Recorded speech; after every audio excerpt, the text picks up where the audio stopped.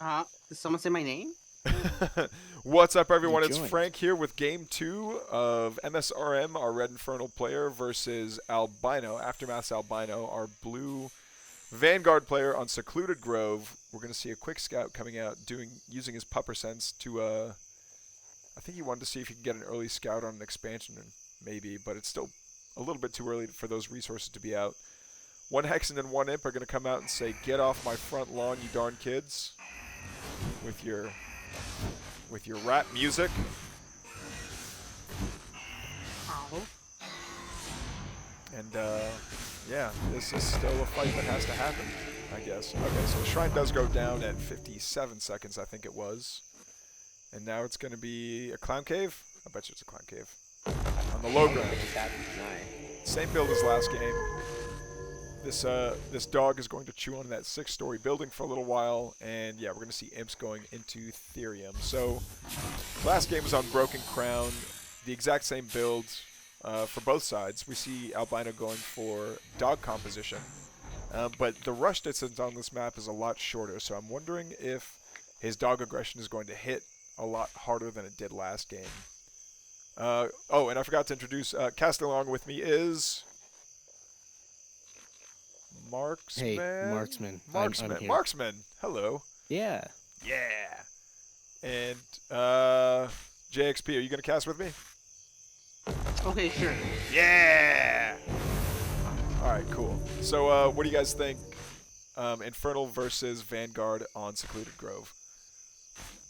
I think Is the dog meta it's back? Infernal feeling. Is the dog meta back? The dog meta might be a little back. It's very good to get map control, especially on maps with a lot of camps. This map, it doesn't have the speed camp, so it's not as impactful, but I would just get map control. I think just the amount of like Luminite that you get from being able to take so many camps so quickly is like super good. Oh, this skull coming up. That could be. Oh, there we go. Nice. What a snipe. Wow.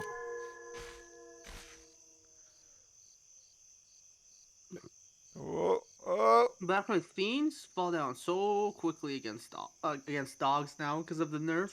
They fall down Oh, against yeah, everything they now. They're would. just like, I think that was like, it only took 2 hits and it's almost dead. The fiend is, wherever it is.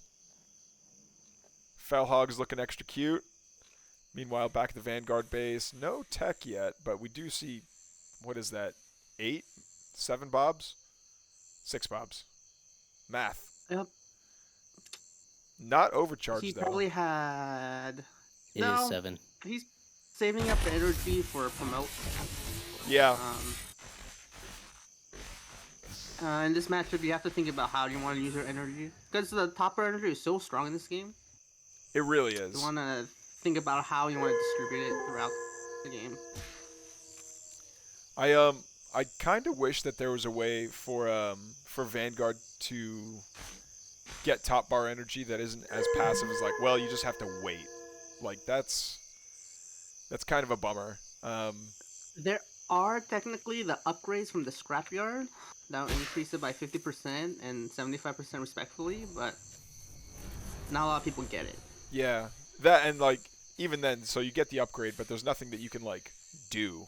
You know, like there's for Celestials, it's kind of the same thing. Like you can build the power banks, and Infernals are like basically you only get it by being active, but there's not really any like kind of combat reward or any kind of like creeping reward that'll get you more top bar energy. Actually, you know what would be kind of cool is if your top bar energy regen increased relative to how many command structures you have.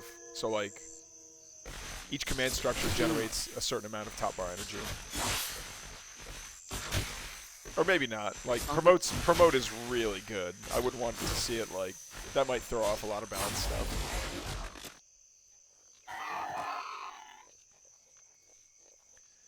Now the meat farm, Iron Vault's done. We're still sitting on oh my. It looks like he's going for drops. Yeah, he went for drops last game too, but it didn't work. Oh no, it did work out for him. He won. Drops or actually Yep. kind of part of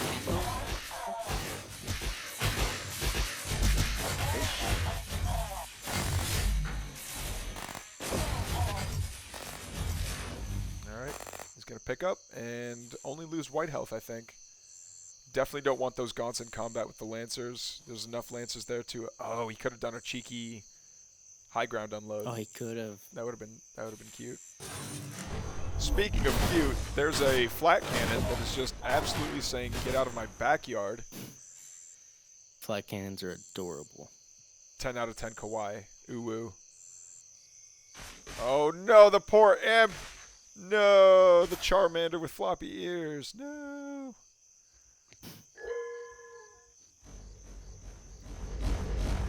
Magmadon does his stompy stomps. Ooh. Can it? What?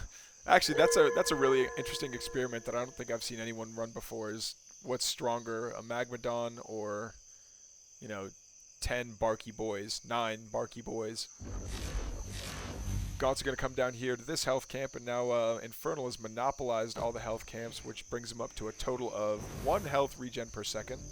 We see a third going down for our Infernal player over here at the, well, it's not the pocket third. I don't know what you call this. The risky third.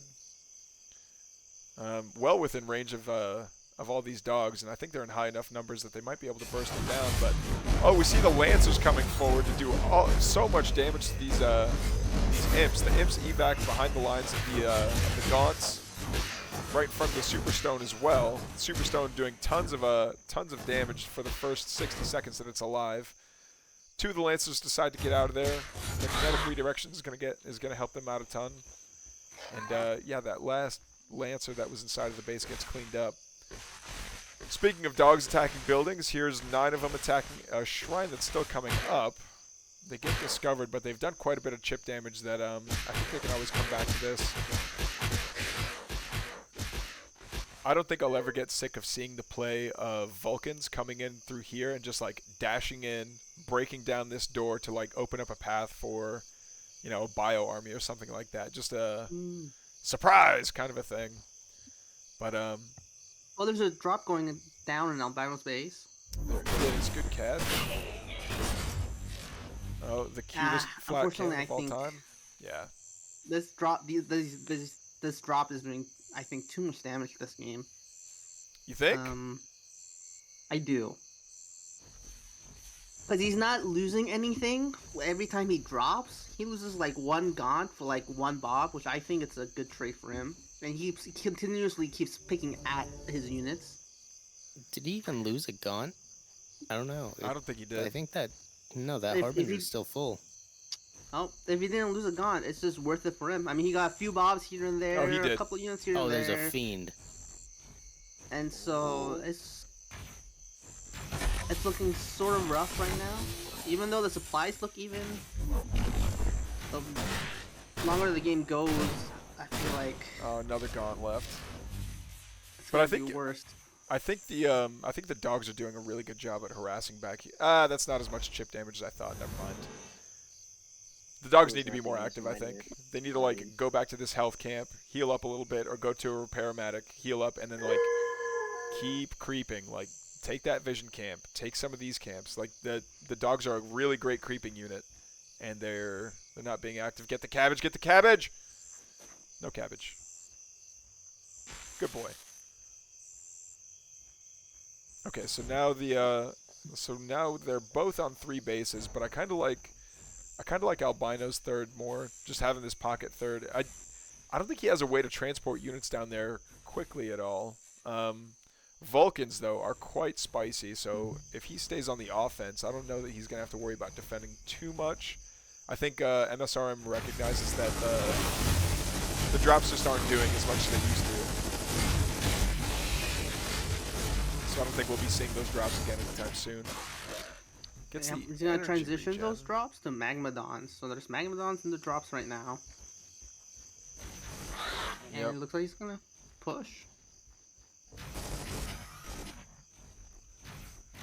Ooh.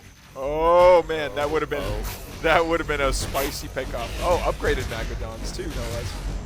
One of the Vulcans gets picked off, and I think there's just not enough army here. Albino has the eco up, but not nearly enough army. Shoots the Vulcan, but throws down the GG right afterwards. Good game, guys.